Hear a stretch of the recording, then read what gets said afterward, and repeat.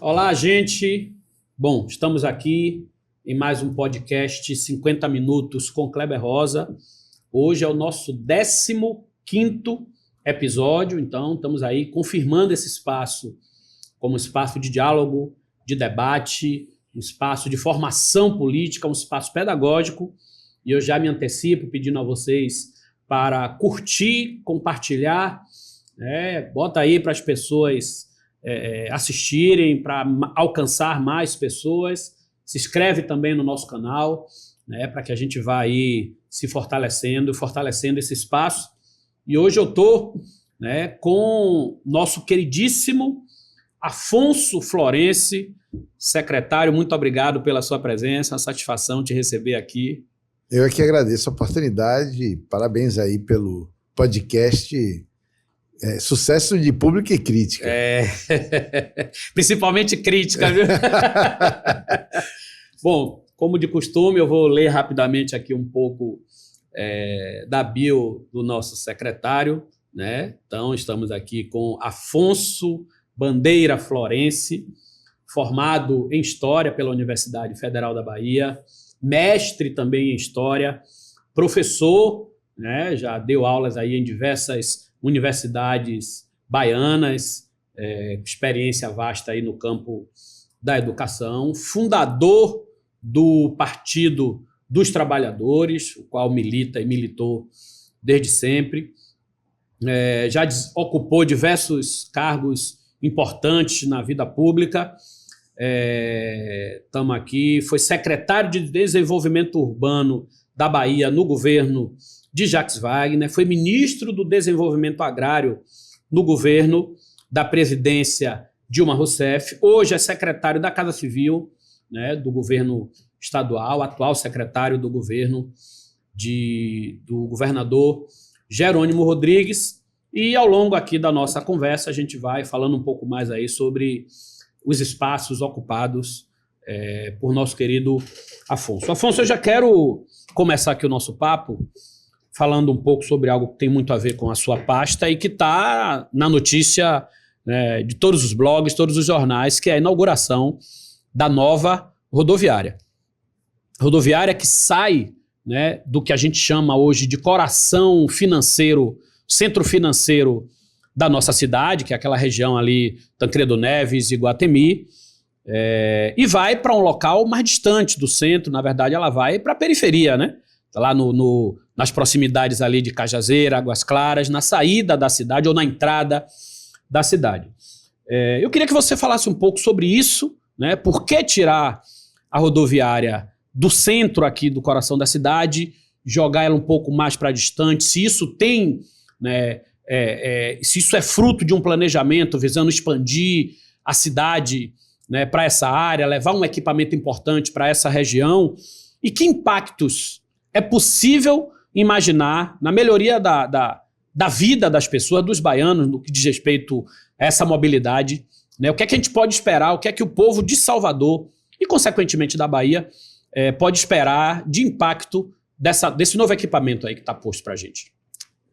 A rodoviária do Iguatemi cumpriu um papel de vetor de desenvolvimento urbano, econômico, social, e ela completa mais de 3 décadas de funcionamento, aproximadamente 4 décadas. A rodoviária anterior ficava na Sete Portas, e a notícia que se tem é que a implantação da rodoviária das Sete Portas contribuiu também com um impulso de desenvolvimento urbano naquela região. Quando a rodoviária chega no Iguatemi, pouco depois chega o shopping, que a primeira edificação do shopping era muito modesta. Uhum.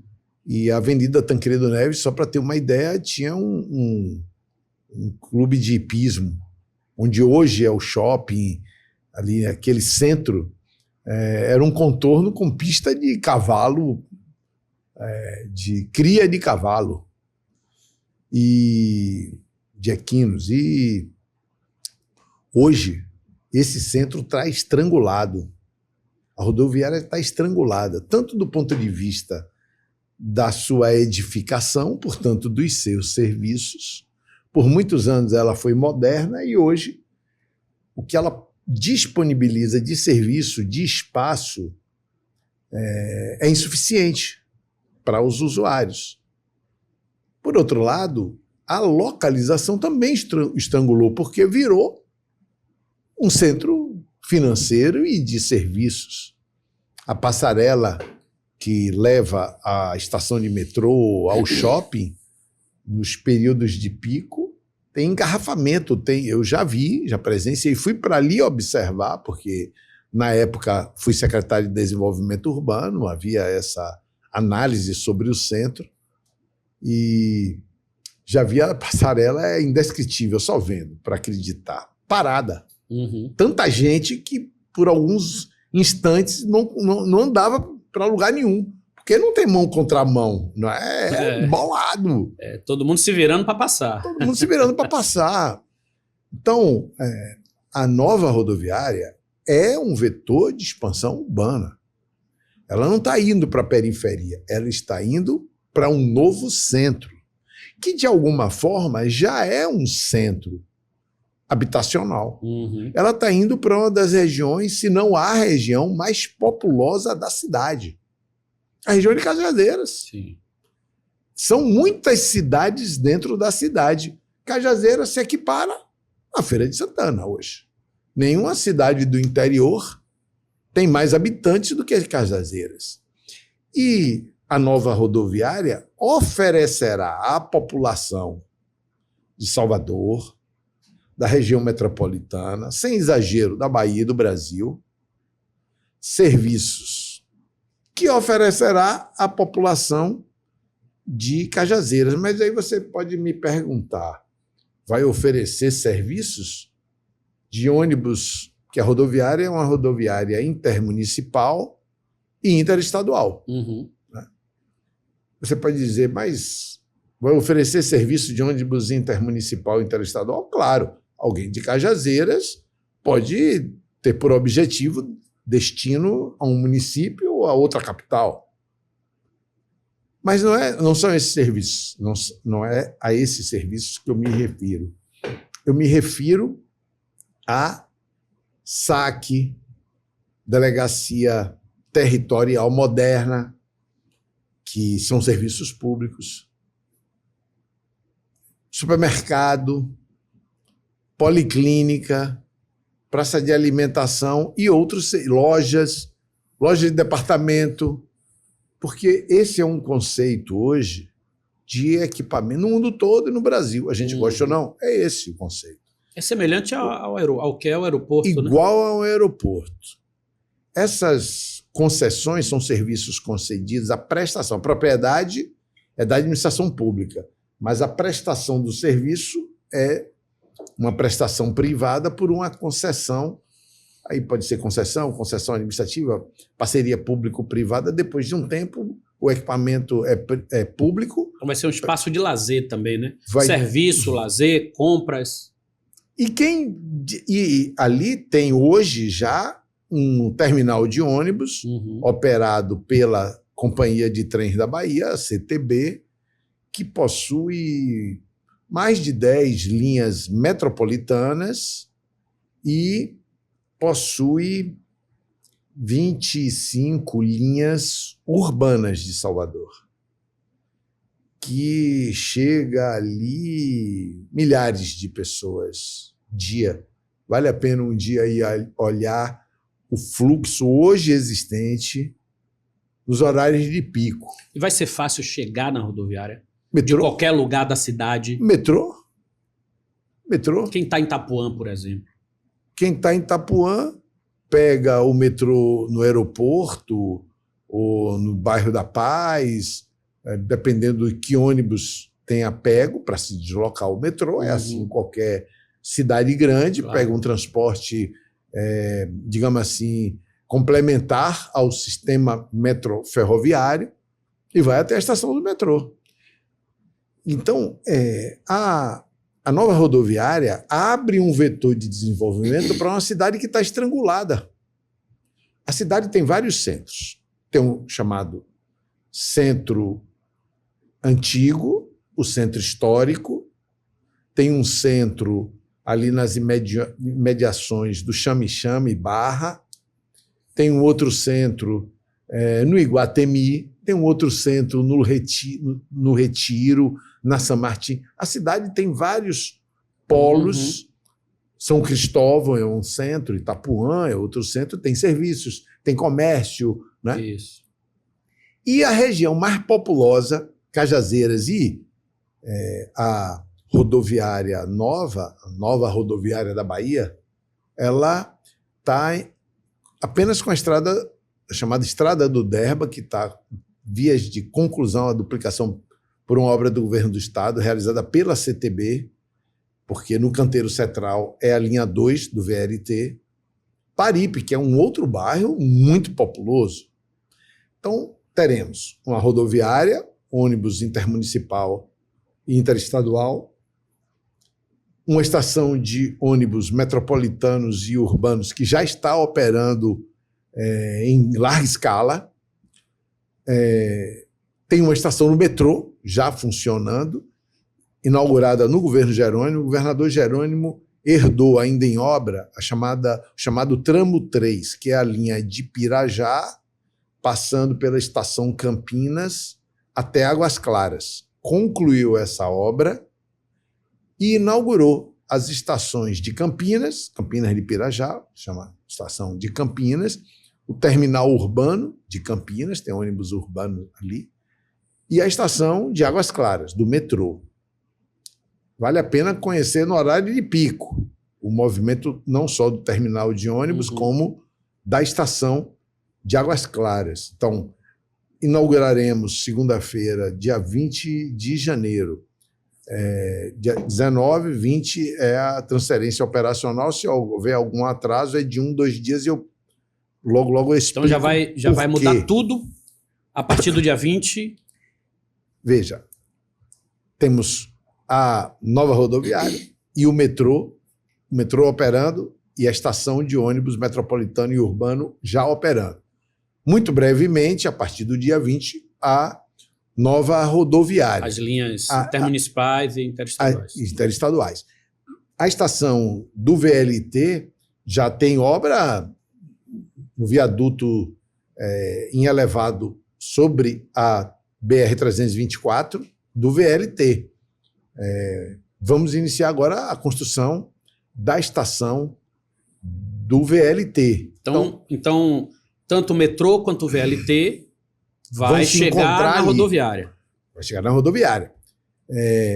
Então, o morador, a moradora de Paripe pega um VLT, salta na estação de Águas Claras. Está parecendo que a rodoviária vai ser a nova Lapa, né? O que era a Lapa dos anos 80, anos 90, né? Anos 90 principalmente, tudo convergia para Lapa e para o centro da cidade. A diferença... Está acontecendo aí, pelo menos o que eu estou vendo assim, a olhos superficiais, é que tudo vai ligar à rodoviária, né? Sendo que os técnicos, as técnicas falam em um complexo logístico multimodal. O que é isso? São vários modais, né, modelos, equipamentos de transporte urbano e interurbano. Ônibus, metrô e VLT. No mesmo, claro que tem a rodoviária, o metrô, a estação de metrô, o VLT, a estação de... mas eles são integrados. Você sai de um e entra no outro, você toma chuva, digamos assim, né? Então, é mais do que era a Lapa. Claro que a Lapa foi um grande avanço, um novo centro ali, isso aqui a gente pode dizer pelas dimensões da Avenida 7 e tal, da Joana Angélica, do Largo da Piedade. Mas, vale registrar, nós já captamos recursos, estamos fazendo estudos, recursos do PAC, para um trem de passageiros, e os estudos vão dizer se também de carga, Salvador a Lagoinhas, que pode chegar em Simões Filho, na estação da Ilha de São João, que é o ponto final da linha 1, a linha 1... Começaria do final do VLT, é isso? Estudos dirão, porque todo sistema metroferroviário, rodoviário, exige EVTEA. O que é o EVTEA? Estudo de Viabilidade Técnica e Econômica. Uhum. Então, nós captamos recursos do PAC, porque são recursos vultosos. Estudos dessa ordem chegam aproximadamente a 20 milhões, porque tem vários estudos. Né? Tem um estudo que chama Sobe e Desce. Faz pesquisa domiciliar. Você vai pegar o ônibus, vai pegar o trem, vai pegar o metrô, vai pegar o VLT, vai subir aonde, vai descer aonde. Origem e destino, carga. E é possível que o traçado seja o traçado onde há hoje a faixa de servidão da antiga rede ferroviária. Então, os estudos vão também analisar a chamada bitola mista, a possibilidade de carga e passageiro. Se isso for viável, tem estudos em curso pela Infra, que é uma estatal federal, para a reimplantação da ferrovia até Juazeiro. Foi descoberto recentemente uma província mineral. O que é província mineral? São muitos minérios numa só região.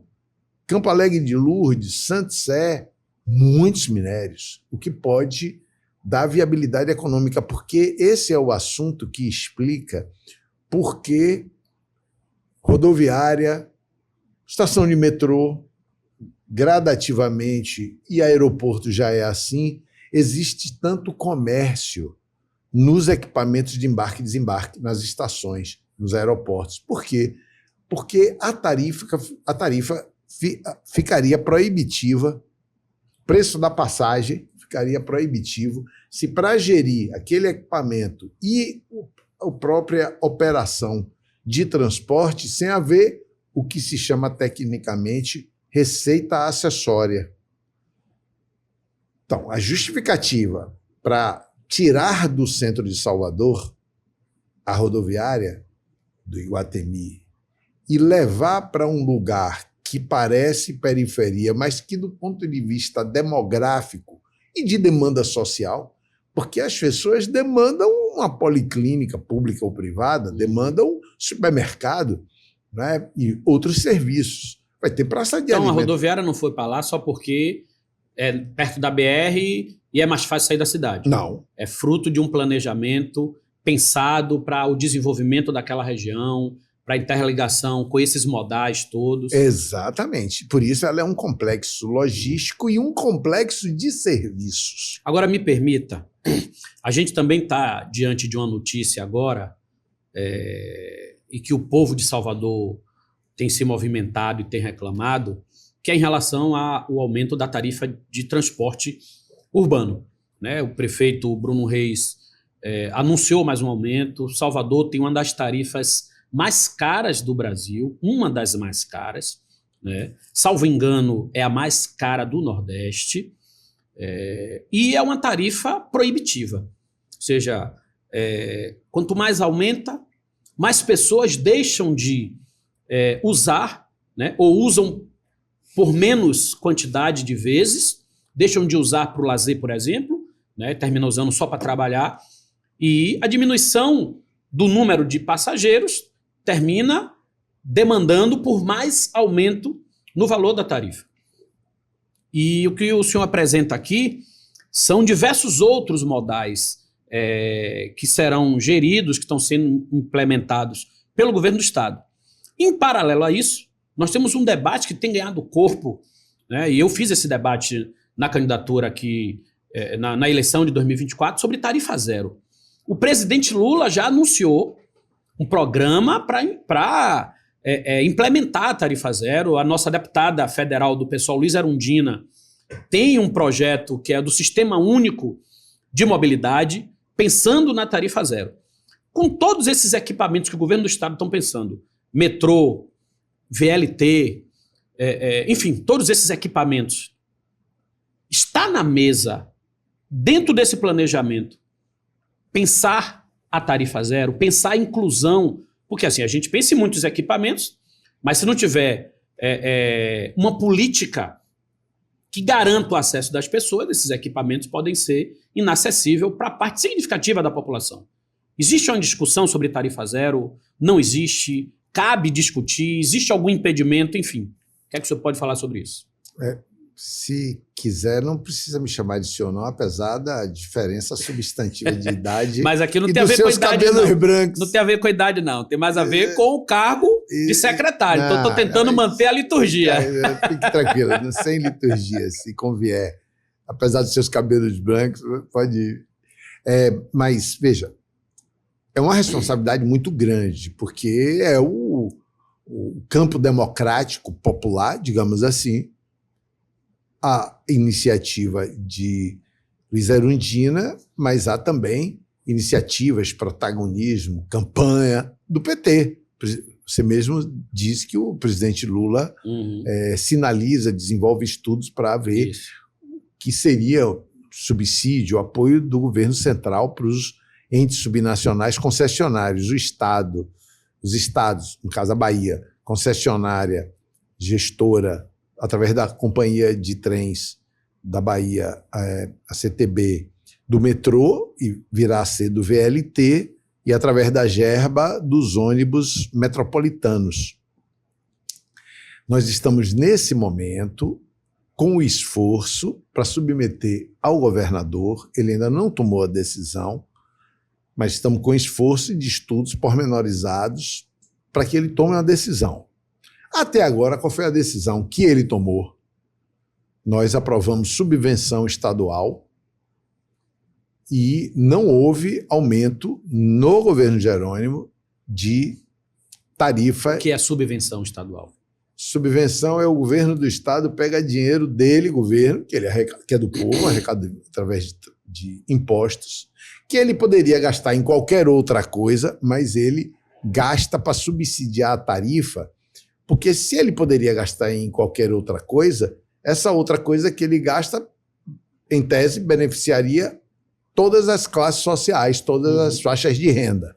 Se ele chega e bota no transporte do ônibus metropolitano, quem é que vem de Candeias, de Pojuca, para Salvador, e dos municípios da região metropolitana, de ônibus para Salvador? As pessoas, as classes populares. Claro.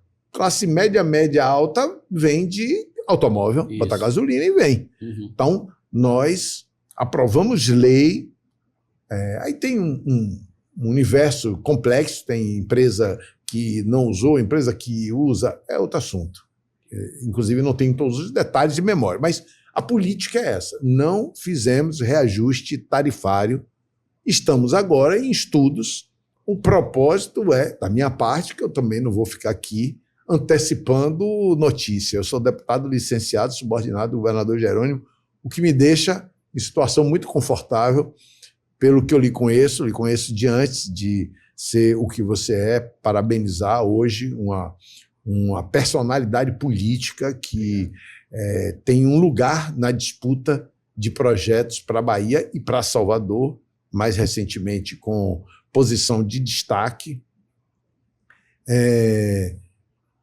Eu estou licenciado, subordinado, tenho uma equipe técnica, a Casa Civil, alta performance durante esses últimos 20 anos no Estado, e nós vamos submeter a decisão dele. Nós estamos estudando as tarifas dos ônibus, a tarifa dos ônibus metropolitanos, estamos estudando a tarifa do metrô e estamos estudando a operação do VLT e a tarifa do VLT. Vai para a mesa do governador e ele decide. Não existe tarifa zero sem dinheiro público pagando a operação, seja pagando a operação, uma possível operação direta, se o VLT é uma obra pública. Se a CTB vai começar operando, ela está fazendo teste dinâmico recentemente e nós andamos, tem custo, porque tem teste estático. Já tem data para começar a operar? Previsão? Não, previsão sim, tem todo um calendário, mas aí é quando a gente tem da linha 1, 50% dela concluída. A nossa expectativa é até o final desse ano estarmos fazendo já viagem em um trecho da linha 1 para a linha 2 só a partir de 27. Mas, esclarecendo, não é que a meta seja tarifa zero, nem o obstáculo seja porque tem que ter desembolso público. Porque mesmo uma tarifa como a de hoje, tarifa, digamos, 5,20, tem dinheiro público aí, tem subvenção. Né? Acho que mesmo a tarifa de 5,90 do ônibus urbano de Salvador também tem subvenção. Tem. O assunto é que a subvenção é insuficiente para baratear. Política tarifária de transporte tem um componente que é modicidade tarifária. O que é esse nome modicidade? É tarifa barata, ao alcance da população. E você mede se a tarifa é barata também pela qualidade do serviço. Sem dúvida. Kleber, nós temos pesquisa. Eu tenho até assim...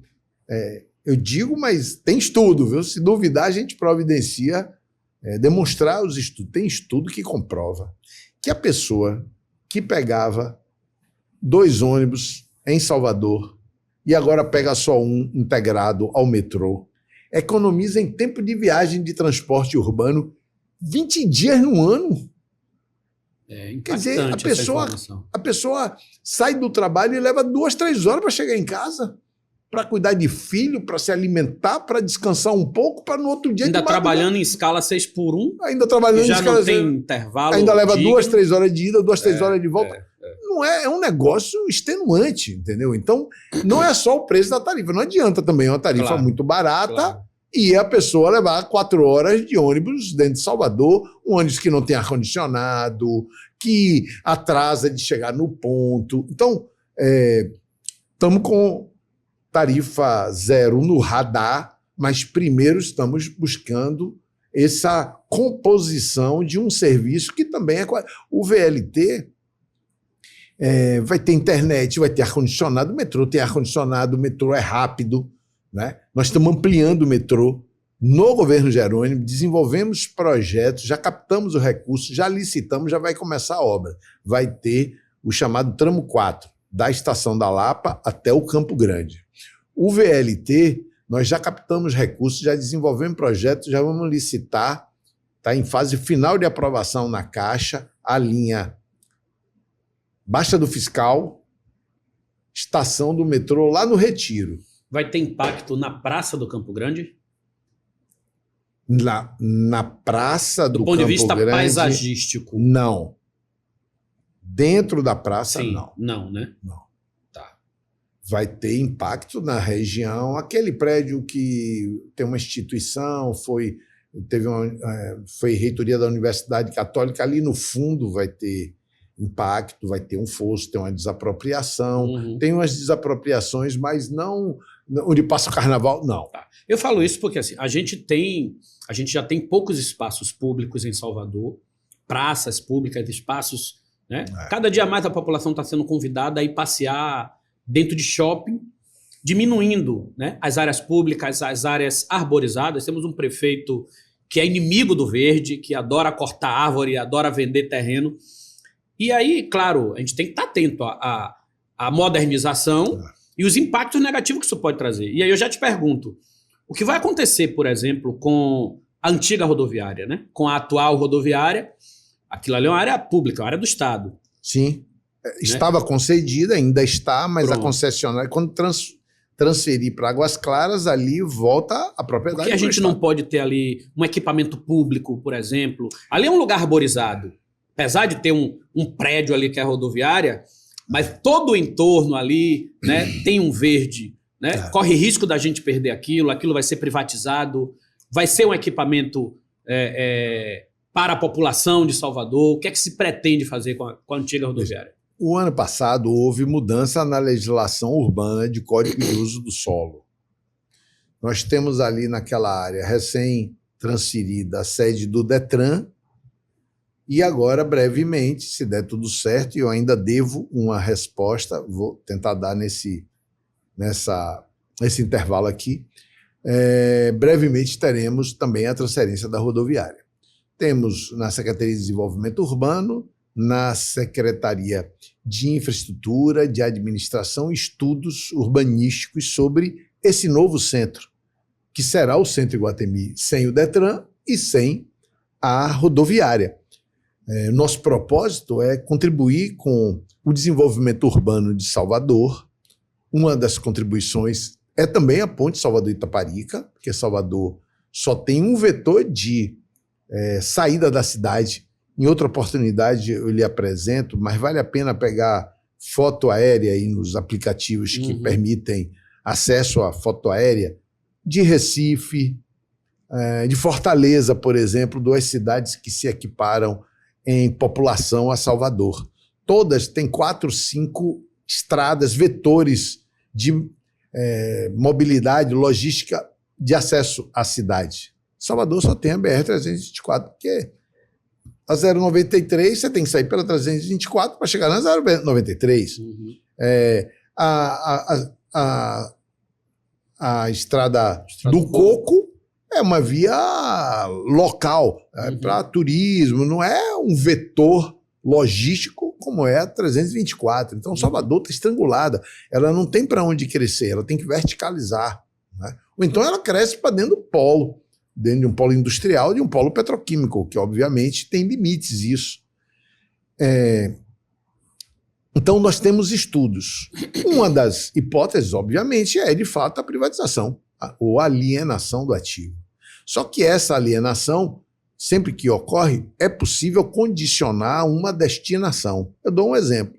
Nós decidimos vender o Colégio Odorico Tavares no Corredor da Vitória, e o governador estabeleceu à época no projeto de lei que é autorizativo da Assembleia Legislativa que o recurso é destinado para a educação.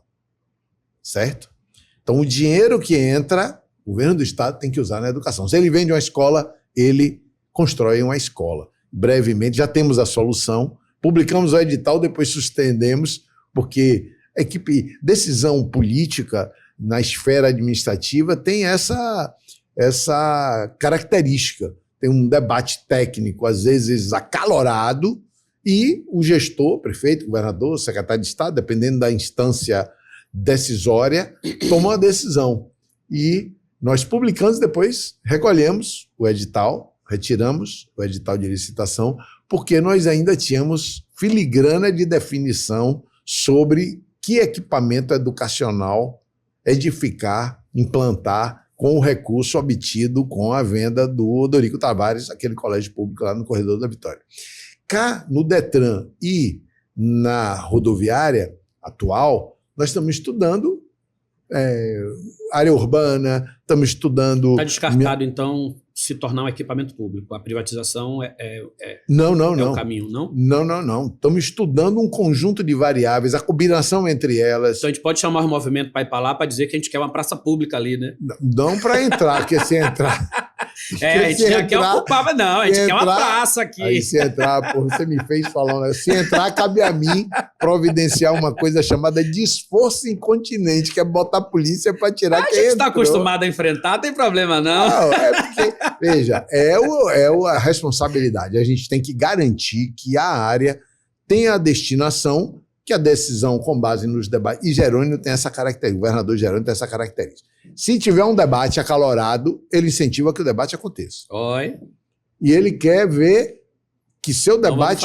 Qual é o argumento técnico? Vamos fazer esse debate. Qual é a conta, digamos assim, que é feita para ele decidir. Se for uma decisão, digamos assim, de bom grado, que é um ativo da popularidade dele, ele toma. Mas se for a decisão que os indicadores técnicos científicos, que o juízo que ele faz é o melhor da população, mas pode ter algum desgaste, ele toma a decisão do desgaste. Ele tem inúmeros exemplos desses 3 anos de decisão dessa natureza. Ele rescindiu o contrato do VLT que ele encontrou pronto e rescindiu. E nós desenvolvemos esse projeto do VLT que está aí. E aí eu ressalto o papel do diretor-presidente da CTB, Eraci Lafante. Ele pilotou a elaboração do projeto dentro da CTB, sem licitar o projeto, e a licitação da obra. Então, de fato, isso aí eu quero registrar que foi um avanço importante. O projeto anterior era algo com muitas críticas, a gente que está acompanhando esse processo desde a intervenção ali no trem, até a apresentação daquele primeiro projeto, aquela coisa cheia de concreto por cima, de fato era uma coisa absurda. Né? Então, eu gostaria... Considera que avançou bastante. Só para não perder o fio da meada, eu queria dizer o seguinte, há pouco antes você falou, é uma transferência imediata. Como é que acontece a transferência até para contribuir com a... Porque é uma mudança muito brusca. Então, nós estamos trabalhando com a data do dia 19 para a inauguração, 20 para a transferência.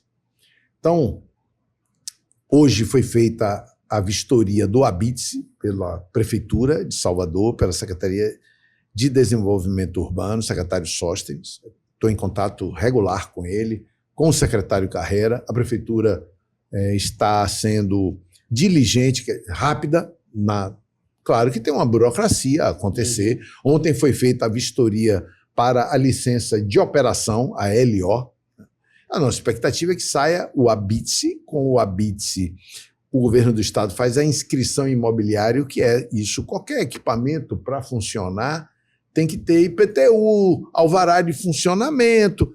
Nós estamos com a rodoviária pronta nessas providências dentro do calendário, porque para pedir alvará de funcionamento, o equipamento tem que estar pronto. Então, está acontecendo isso. Por isso a gente recebeu a chave simbólica, mas que é contrato, a empresa vai e entrega, a Gerba, que é a poder concedente, é quem fez a licitação, e a partir daí começa a tramitação da documentação, equipamento pronto para a transferência. Quando a parte rodoviária, operacional do equipamento de transporte, de mobilidade rodoviária, venda de bilhete, embarque e desembarque, escada rolante, elevador, banheiro, proteção de incêndio, está pronto, pode transferir. Só que ali tem farmácia, supermercado, lanchonete e outros equipamentos. Se suponhamos que dará tudo certo, estamos trabalhando até o momento com esse calendário, se no dia 19 faz a inauguração, 23 horas, 59 minutos e 59 segundos do dia 19, a rodoviária atual está funcionando. 24 horas fecha. O ônibus que tiver em trânsito pode ir para a nova. É mesmo? Todos. Aí pense uma lanchonete que existe na atual. Isso. Ela está cá, 23 horas, 59, fechou. E os funcionários dela vão para lá. E a operação vai... Então não é 0 hora do dia 20 começa. Claro. Então começa a funcionar embarque, desembarque, venda de bilhete. E no dia seguinte, no outro dia, os outros, que o nome desses outros são permissionários. Esses daí, clínica, lá tem policlínica privada, hospital, policlínica privada, tem fast food, praça de alimentação. Esses daí fazem contrato com a concessionária que venceu a licitação. Isso não é um serviço público. Lá tem saque. Se abrir dia 20, 8 horas da manhã, vai ter saque funcionando, certo? A delegacia vai começar a obra, logo. Não começa dia 20, mas logo começa a obra. Lá vai ter, dentro do saque, o posto de polícia técnica que tem dentro do saque, vai ter um posto de polícia, como tem na rodoviária atual, e vai ter uma delegacia territorial dentro da poligonal da rodoviária. Então, para responder aquela pergunta anterior, a transferência é imediata, abrupta da operação rodoviária. E ela é paulatina na medida que as empresas preencham os requisitos exigidos pela legislação para conseguir abrir. Isso significa uma revolução na mobilidade e nos serviços oferecidos a uma parcela da população, digamos assim, de bairros das classes trabalhadoras, Cajazeiras, Águas Claras, Valéria. Subúrbio, né? Subúrbio. Que o acesso para o subúrbio ali está duplicando a estrada do Derba. A gente isso, espera que facilite ali o trânsito, né, do subúrbio para a BR. claro, por isso é não a transferência para a periferia, é a transferência para um centro demográfico, mas não um centro de serviço. Por isso a decisão cá na rodoviária atual do que será a destinação não é só vende, não vende, ganha dinheiro, não ganha, tem luta, tem interessados com isso ou com aquilo. É também um diagnóstico técnico, que tem debate, claro, do que é adequado para a cidade como um todo, porque é um centro comercial de serviço. Eu não posso chegar ali e botar somente, digamos, o que eu gostaria, Afonso. Afonso gostaria do quê? Uma área verde, um Ibirapuera, para eu andar, para eu correr, para não sei o quê. Pista de skate. Pista de skate e tal e tal. É isso que é pertinente, Afonso? Não é só a minha expectativa pessoal. E, óbvio, todos os estudos a gente bota hipótese A, hipótese B, hipótese C e submete ao governador. É porque hoje a gente não tem uma praça. Eu fico pensando, por exemplo, houve um tempo em que a prefeitura fechava o dique ali, parou de fechar os domingos. Agora nós temos lá na Magalhães Neto. Exatamente. Né? Mas que é assim... A orla também, a orla mas de que é um patamares. local tal. sem árvore, é um local extremamente calorento. Então, assim, a gente não tem hoje um espaço público pensado para um domingo no parque, para o povo de Salvador. Que possa incluir andar de patins, de skate, de bicicleta, né? Que a família possa ir, sentar, fazer um piquenique. Então, eu acho que isso carece. Essa né? é uma variável importante a ser considerada. E a gente tem uma área ali que é uma área central, continua sendo central, acessível de todos os lugares da cidade e que pode atender a uma demanda dessa. Né? Já estou colocando aqui como possibilidade para se pensar nisso. Né? E às vezes não é porque às vezes a gente pensa muito uma destinação única. Às vezes a gente pensa só pode... em se desfazer. Não tem o que fazer aqui. Mas não está no nosso radar apenas a alienação. Claro que ela é uma aposta. Claro.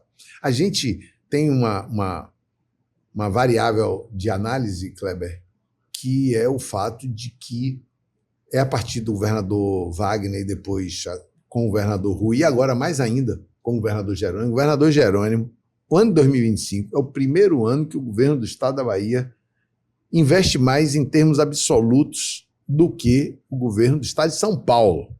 Uhum. O estado, comparando a Bahia com São Paulo, Rio Grande do Sul, Minas Gerais, estados mais ricos, Paraná, Santa Catarina, tem orçamento. A Bahia tem a 17ª receita per capita. O que é isso? O recolhimento de impostos. O principal imposto é o Imposto sobre Circulação de Mercadoria, o ICMS, distribuído pelo tamanho da população. A Bahia é o 17º.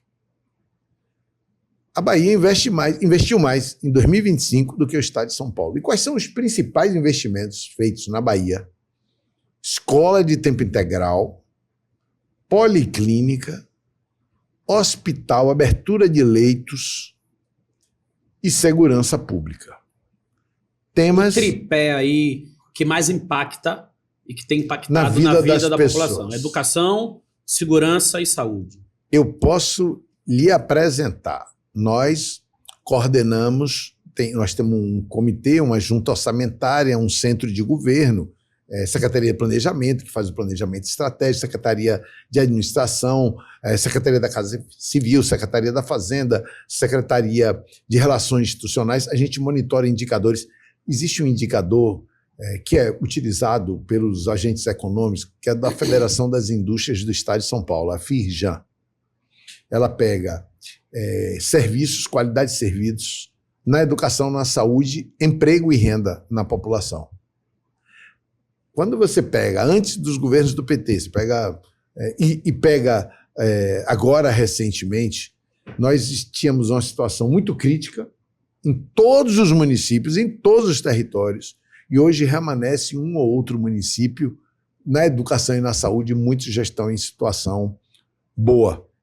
E a Bahia mudou de cor, deixou de ser toda vermelha. Tem alguns lugares lá, tem um ou outro município, principalmente em renda. A gente continua a ser um estado pobre, principalmente na região central, onde tem caatinga. Né? E Salvador? Eu queria trazer esse assunto para Salvador. A gente está vendo aqui, você está apresentando diversos equipamentos do governo do estado que vão impactar a vida em Salvador. E o governo já faz um balanço do quanto já investiu em obras estruturantes na cidade ao longo desses últimos governos do PT. De fato, nós temos diversas vias, enfim, a geografia da cidade água, esgoto, mudou. A geografia da cidade mudou. No entanto, 10 hospitais. No entanto, Salvador continua sendo a capital recordista em desemprego. Salvador continua sendo a capital com o maior índice de desnutrição infantil para crianças até 5 anos de idade. E Salvador continua sendo a capital recordista em violência. E isso me remete a um conceito que a gente usa muito popularmente nos nossos discursos, no nosso debate da política, é aquilo que a gente chama de modernização conservadora, que na verdade é um termo teórico, científico, cunhado, salvo engano, pelo professor Paulo Fábio, mas quando a gente usa em termo coloquial sem querer ser fiel à definição acadêmica que ele faz. Mas que diz respeito à ideia de que tem muito investimento no desenvolvimento da cidade, né, no avanço da cidade, mas que esses desenvolvimentos não estão associados a mexer na estrutura da desigualdade. E aí eu te pergunto, todos esses equipamentos, todo esse investimento feito, né, de impacto do governo na cidade de Salvador, e todos esses que estão por vir, a gente vê metrô até o Campo Grande, a gente vê VLT, a gente vê ponte, a gente vê rodoviária, tudo isso que está sendo colocado aqui. O quanto a gente pode esperar que isso impacte no desenvolvimento da cidade? O quanto isso pode ser gerador de qualidade de vida, sobretudo no que diz respeito a esses itens que eu trouxe, que diz respeito a desemprego, né, enfrentamento à fome e a violência, sobretudo, que é um problema gravíssimo, né, e que é atribuído, obviamente, naturalmente, ao governo do Estado, né, à política de segurança pública do governo do Estado. Então, que relação a gente pode estabelecer desses grandes investimentos com a melhoria da qualidade de vida do nosso povo, sobretudo do nosso povo que mais sofre com a desigualdade? Bom, é uma abordagem que tem diferentes variáveis para uma realidade complexa e que requer elementos analíticos, técnicos, científicos. Primeiro, é importante considerar a estrutura federativa brasileira. A direita brasileira faz uma propaganda do seu compromisso municipalista, mas é muito comum ela governar e as atribuições constitucionais do município não serem plenamente preenchidas. Quais seriam elas no que afeta diretamente a sua reflexão, a sua demanda de diálogo? O SUS, Sistema Único de Saúde, que o povo brasileiro, depois da pandemia, percebeu a importância, porque tinha campanha para extinguir o SUS, para cobrar do SUS. Privatizar. Para privatizar o SUS. É a atenção básica. Então, para analisar no índice Firjan, equipamentos e serviços de saúde. Tem atenção básica. O que é atenção básica? É posto da família, unidade básica de saúde, que pela legislação, pelo SUS, tem que ter uma quantidade de médicos, enfermeiros, técnicas e técnicos para cobrir com diagnóstico precoce, orientação para a saúde preventiva, antes que a pessoa fique doente, para ter que ir fazer exame, para ter que ir curar doença. É política de saúde, não é política de curar doente. A cobertura de saúde de Salvador, não estou aqui no período eleitoral, não é cantileira, é insuficiente. Quando eu fui secretário de Desenvolvimento Urbano, nós construímos, naquela época, já o Wagner chegou e vamos construir posto de saúde da família, que não tinha posto de saúde da família. E hoje ela tem uma cobertura insuficiente. A prefeitura vai construir a primeira policlínica, não faz diagnóstico de forma adequada. E não tem hospitais municipais. construindo agora, construiu o Hospital do Homem e está construindo uma maternidade. Nós temos 10 hospitais municipais, 2 policlínicas, nós construímos postos de saúde, foi na gestão anterior ao ex-prefeito. 10 hospitais estaduais. Estaduais, em Salvador. Né? Hospitais com especialidades que não existiam. Oncologia, hospital especializado da mulher, ortopédico, e assim por diante, cardiologia, assim por diante. Então, a saúde tem um problema estrutural que joga a insuficiência do preventivo, já com doença, para a média, para a alta, e o município também não tem naquilo que lhe compete. Na educação, a mesma coisa. Só para você ter uma ideia, eu estou aqui com cuidado porque eu não revi números, vim direto do trabalho para cá, claro. Mas é alguma coisa da ordem de 60 a 65 mil estudantes que deviam estar na rede municipal, que a estadual tem que oferecer vaga. Porque o município não matricula, o município não tem creche e não tem escola do Fundamental 1 e 2, porque a estrutura educacional, para quem nos acompanha aqui, tem a pré-escola, educação infantil, creche, depois tem Fundamental 1 e 2. A rede pública estadual é só o ensino médio. Primeiro, segundo, terceiro ano. Mas aí, se não tem vaga, o Estado vai oferecer errado. Porque o Estado tinha que se concentrar na sua atribuição. Eu estou dando o exemplo de Salvador, o que é muito comum acontecer pelo interior também. Uhum.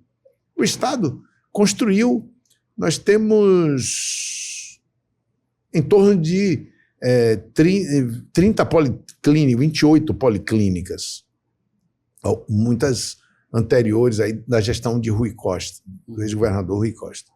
A policlínica era serviços de atribuição dos municípios. O Estado vai, constrói a policlínica e paga metade do custo. A outra metade, um rateio através de consórcio público. Então, no caso de Salvador, eu citei como melhora a qualidade de vida da população andar de metrô. Vai melhorar muito com o VLT. Melhora ter uma expansão urbana para Itaparica pela ponte. Reduz.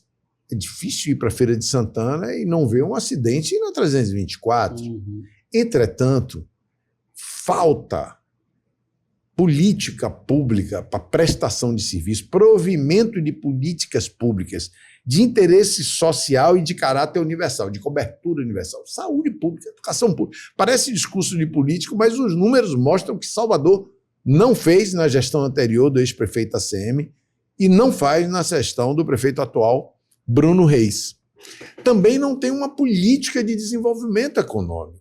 Quando a gente localizou no governo, planejou no governo Jacques Wagner, implantou no governo, vem fazendo um esforço enorme no governo Rui Costa para implantar um parque tecnológico, numa via que a gente está botando o VLT, que tem já o setor privado, Senai e Cimatec, que não é só privado não, porque ali tem dinheiro Senai, que é dinheiro para a estatal, que tem recolhimento de tributo na folha, que aloca ali, e tem recurso da Embrapi, da FINEP, ali tem muito recurso federal também, né?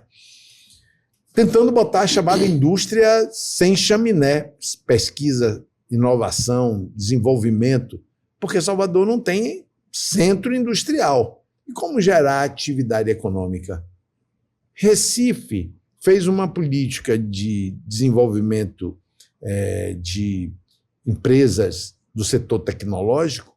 Hoje, boa parte dos players, das empresas que estão nos negócios, startups, digital, estão em Recife. Por uma política, não vem ao caso, partido, não quero nem lembrar quem foi. O Poder Público Municipal em Recife fez uma política de desenvolvimento econômico. Nós temos uma política de desenvolvimento econômico para o Estado, mas ter aderência em Salvador tem atribuições que são do Poder Público Municipal e ter aderência em cada estado, cada município, cada território também. Nós temos uma política de ampliação da sustentabilidade. Hoje, aproximadamente 50% da energia consumida no estado, inclusive pelo setor industrial, vem de fontes renováveis, eólica e solar. Na segunda gestão da presidenta Dilma, seria feito um leilão para linhas de transmissão, com o golpe de Estado de 2016. Não foi feito esse leilão, foi em 23 que o presidente Lula publicou o leilão. Então, nós vamos abrir uma nova expansão de parques eólicos e solares. Nós temos feito uma política de atração de investimento e de incubação de investimentos, tendo a matriz sustentável, mirando também a exportação. Com a Bahia Investe, agora é operadora portuária do Porto Miguel de Oliveira, que era operado pela Ford. Estamos desenhando, com a participação do Estado, uma parceria com grandes players, grandes armadores, operadores portuários do mundo, para potencializar as exportações baianas, mas estamos também fazendo parceria de cooperativa, empresa e Estado, principalmente no setor de alimentos e as feiras da agricultura familiar. Você vê a agroindústria, hoje vai qualquer supermercado aqui em Salvador, você encontra corte selecionado de carneiro, de bode, iogurte, queijo, biscoitos de canoim, beiju de canoim. Você acha pasta de castanha de caju. Agroindústrias, muitas vezes de cooperativas somente, outras vezes parceria de indústrias e de cooperativas com a participação do Estado para alavancar o desenvolvimento. Mas para ter aderência no município, precisa ter também uma política municipal. Claro. Então, é possível identificar impacto na qualidade de vida, mas ainda há uma lacuna expressiva e ela se manifesta nos indicadores disponíveis, que não somos nós, eu citei aí, claro, o indicador da Firjan. Então, só para registrar, esse ano que passou, em 25, a BNDES com o BNB, com a FINEP, que é um órgão de fomento à pesquisa, a desenvolvimento e inovação, a Embrapi, que investe estatal, a FINEP, a Embrapi também, eles destinaram 14 bi para o Nordeste em operação de crédito não reembolsável. Nossa equipe de desenvolvimento econômico, com o Observatório da Indústria, liderado pelo economista Vladson, aqui, Matheus Martins, e o secretário Cláudio Peixoto, Paulo Guimarães da Bahia Investe, nossa equipe, o secretário Ângelo, com a Federação das Indústrias, a liderança de Carlos Henrique, chamamos as indústrias, demos subsídio para inscrição, para captação de recursos. Aí avançamos com o secretário Gravas do Consórcio do Nordeste, começamos com os secretários a trabalhar com os secretários dos estados. O que aconteceu? A previsão do BNDES com o BNB, com esses órgãos, Embrapi, FINEP, era botar 14 bi na economia do Nordeste para a indústria, e nós estamos trabalhando também com parceria com cooperativas. A gente conseguiu selecionar 119 bi para o Nordeste, 54 para a Bahia. Claro que agora tem que contratar, investir, desenvolver pesquisa. Nós estamos com o Complexo Industrial do SUS, a Bahia Farma, desenvolvendo novas. Nós estamos agora já entrando em fase de estudo de teste humano do uso do licuri. Então, nós estamos buscando o desenvolvimento em escala, claro que tem corporações, grandes empresas, mas nós estamos também buscando aderência para a inclusão socioeconômica e o desenvolvimento, a competitividade econômica, também através de cooperativas e também para o semiárido baiano, para a região da Caatinga. Agora, claro, insisto, voltando para fechar esse raciocínio, a relação federativa é fundamental. O município é fundamental, mas não é autonomia municipal. E não é concorrência eleitoral, é na hora que abrir o calendário eleitoral. E tem muito município que deve muito. Minha avaliação é que o município de Salvador deve muito para seu povo. Eu quero fazer uma última questão. A gente está com o tempo já passou nossos 50 minutos, mas a gente costuma passar mesmo. Tem amarra, não. Peço Mas eu não quero... desculpa aí, Não, pelo imagina, eu só agradeço. Mas eu quero fazer uma última questão que eu acho que é importante, que é o seguinte. Nós temos um problema, eu até citei aqui, que é a questão da segurança pública. Sim. Né? Para nós, para a população negra de Salvador, da Bahia, isso é um tema que nos custa cotidianamente a vida, literalmente, né? Sim. Enfim, posso fazer aqui diversas considerações do campo teórico, sociológico, Sim. político, mas eu quero fazer uma pergunta técnica e objetiva. Tá. Nós temos colocado, e quando eu falo nós, os movimentos sociais, o movimento negro, nós temos colocado na mesa há muito tempo a aquisição de câmeras corporais no fardamento dos policiais, como um mecanismo, né, para frear a violência, para frear a letalidade.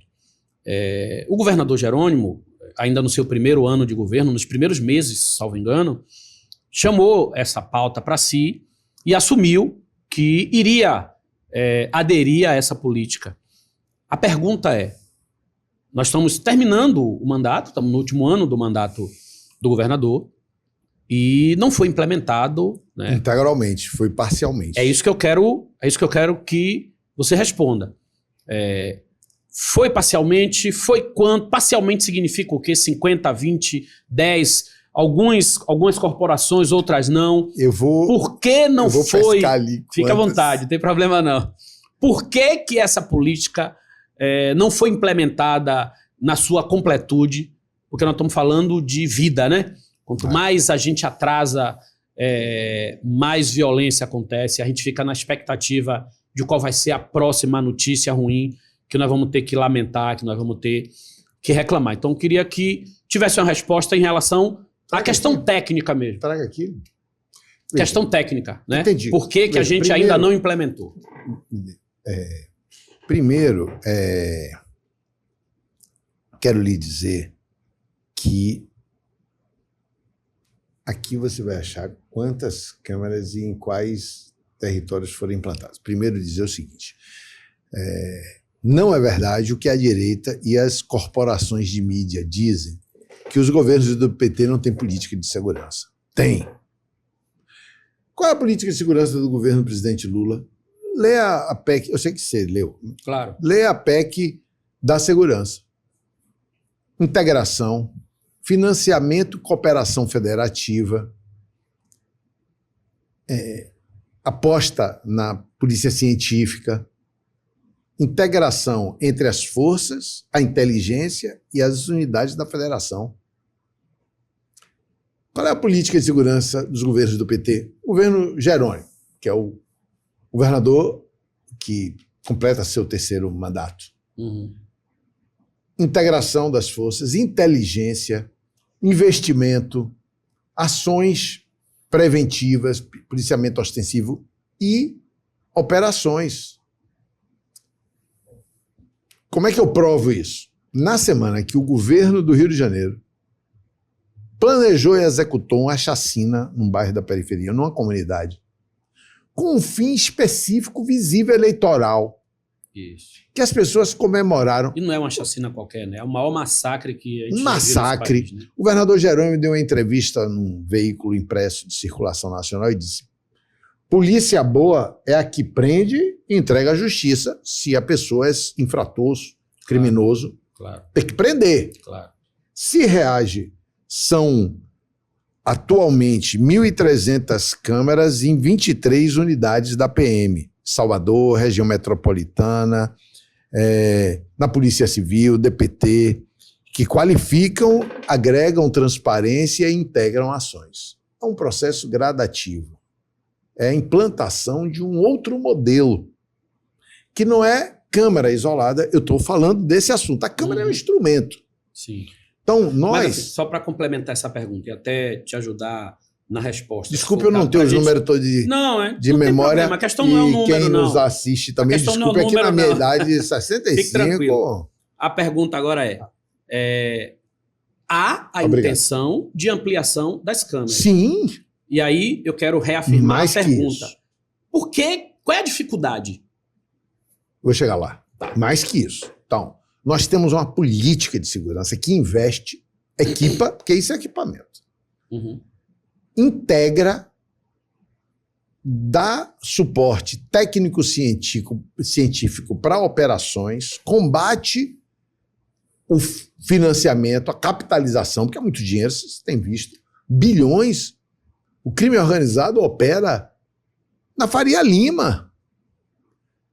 Agora tem um banco sendo sob intervenção que opera para facções. Investigação está aprovado já, parcialmente. Vai ter investigação para julgar. Indícios, né? Para julgar. É o âmbito judicial, mas a polícia investigou e já está prisão, tal. Então, nós fizemos isso. Investimento pesado, aperfeiçoamento da investigação, da integração, da inteligência, da polícia científica, aperfeiçoamento da polícia militar. E esse aperfeiçoamento tem várias dimensões, tanto do ponto de vista de equipamento, as câmeras mas armamento, automóvel, helicóptero e assim por diante. Política de redução da letalidade policial. E nós reduzimos todos os indicadores, inclusive a letalidade policial. Mas ainda mata muito. Mas ainda mata muito jovem, negro na periferia. É verdade.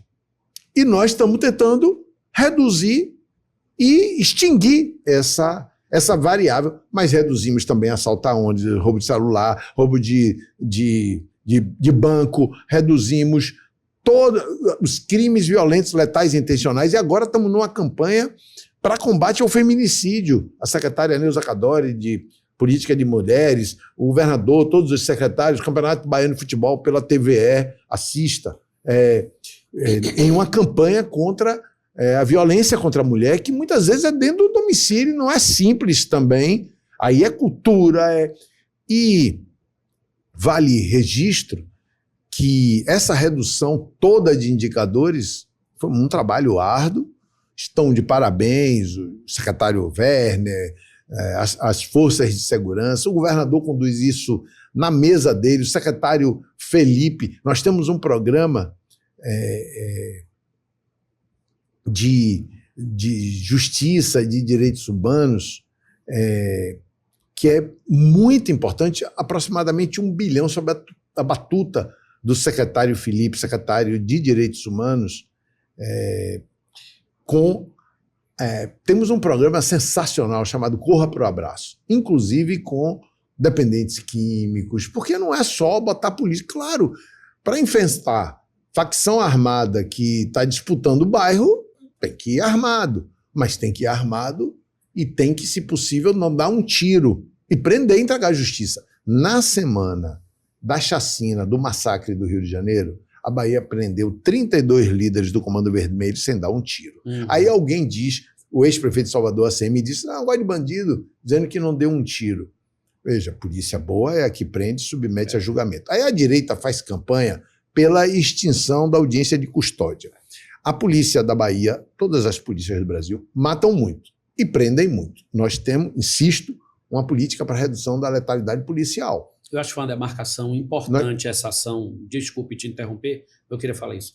Acho que foi uma demarcação importante no momento em que aconteceu esse massacre, né?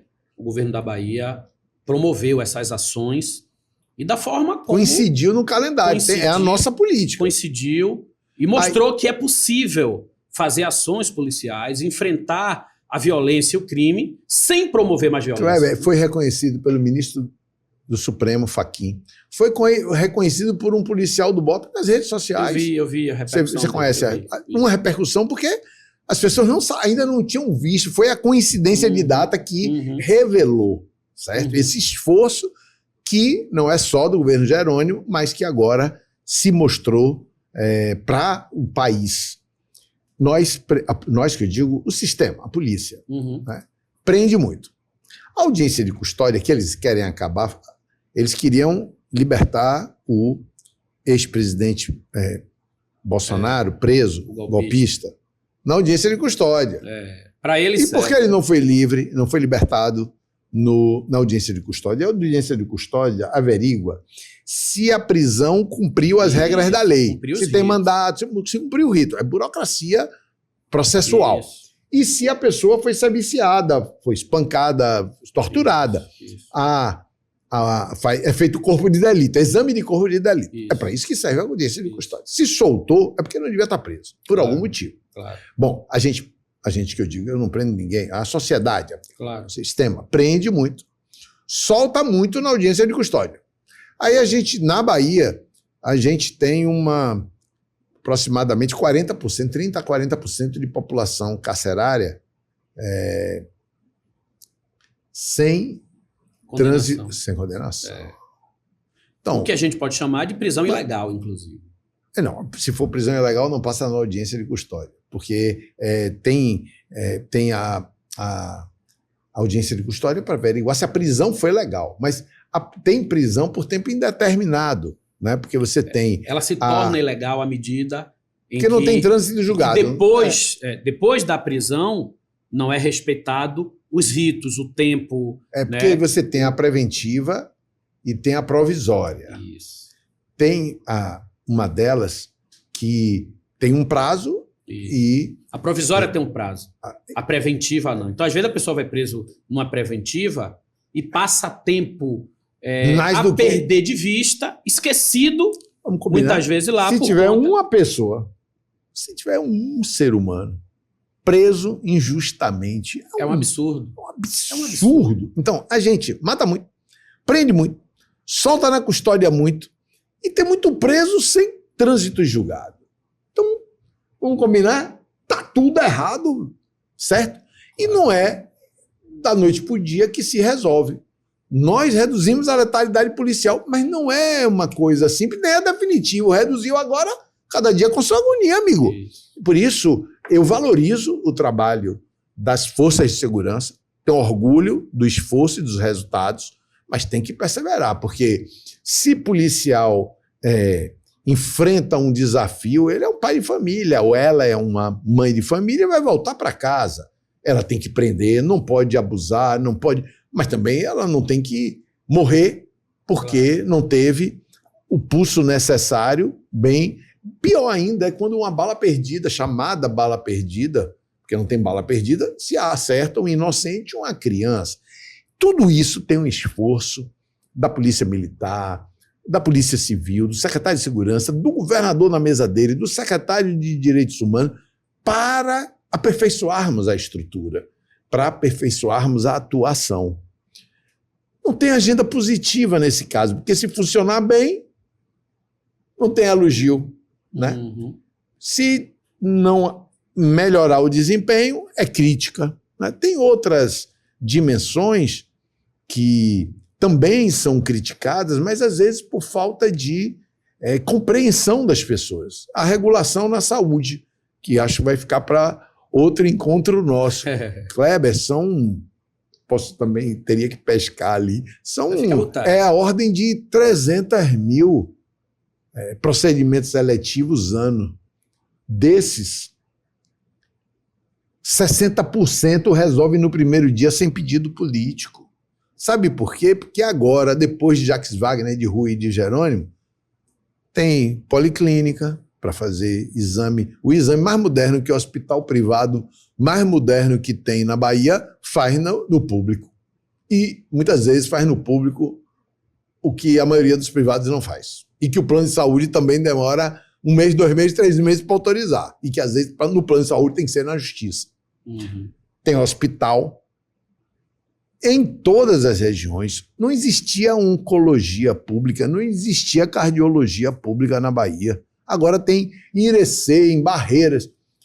Então, as pessoas criticam a regulação. Por que a regulação? Porque a regulação, regula, vem do latim, regra. Qual é a regra? Como é que funciona a regulação? O médico lá no hospital do interior, hospital municipal, na policlínica, demanda o serviço num prontuário médico, entra no sistema, vai para a central de regulação. São 20 e tantos plantonistas simultâneos, pode ser 1h da manhã de 1º do ano, tem plantonista. Entra o procedimento eletivo, a demanda, repito, 60% resolve nas primeiras 24 horas. São milhares por dia de cirurgia, procedimento sendo decidido com base no laudo médico no sistema. E tem auditoria, Tribunal de Contas e do Ministério Público. Sabe o que é que isso significa? Que o que resolve não é o que indica. Que o que resolve é o SUS funcionando cada vez melhor. E por que que o meu procedimento demorou, o seu foi mais rápido? Porque no laudo médico, o seu tem uma certa emergência e não tem vaga para todos no primeiro, porque se de cada 100 resolve 60, ficaram 40%, 82%, 80%, vamos aproximar, que eu me lembro agora, estou sem a pesca, porque eu estava trabalhando, não vi, claro. Não estudei, não fiz a revisão. Os números não são tão... 80% resolve nas primeiras 72 horas. E às vezes demora um pouco mais. Por quê? Demora um pouco mais porque a gente está implantando a rede física. E como a gente é um estado pobre e não tem receita tributária para construir tudo, demorou um tempo construindo. E às vezes pega empréstimo. E o nosso endividamento é muito criticado, mas ele é pequeno em relação à capacidade de investimento. Aí o governador, eu estou ali na Casa Civil, nunca teve dúvida. Se ele precisa ampliar a rede física hospitalar, os serviços, melhorar os serviços públicos, ele enfrenta o desgaste de ser criticado, mas ele faz a operação de crédito garantindo a saúde financeira do Estado.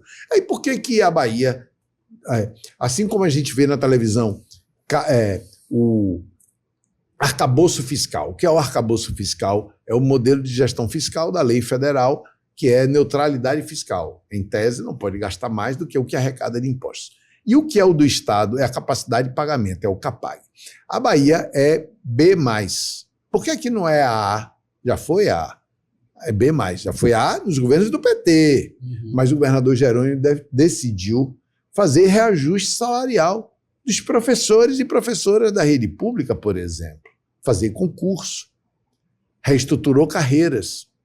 Porque agora ele pode, porque ele tem um presidente da República, por exemplo, que é o presidente Lula, que não é porque ele é parceiro, é do mesmo partido. É como se diz no popular, nós somos o time de Lula na Bahia. Mas não é por isso não.